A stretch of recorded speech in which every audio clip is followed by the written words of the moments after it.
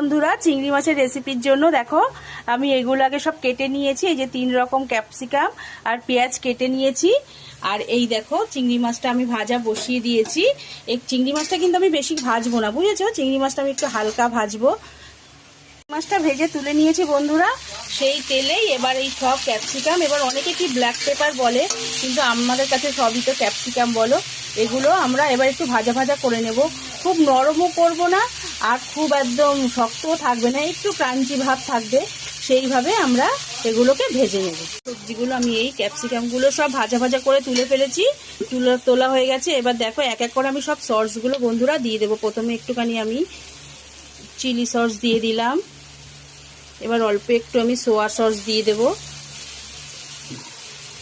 আর এবার একটু আমি টমেটো সস দিয়ে দেবো। 3 রকমের সস আমি এর মধ্যে ব্যবহার করব বন্ধুরা। আর তোমরা স্বাদ মতো নুন মিষ্টিটা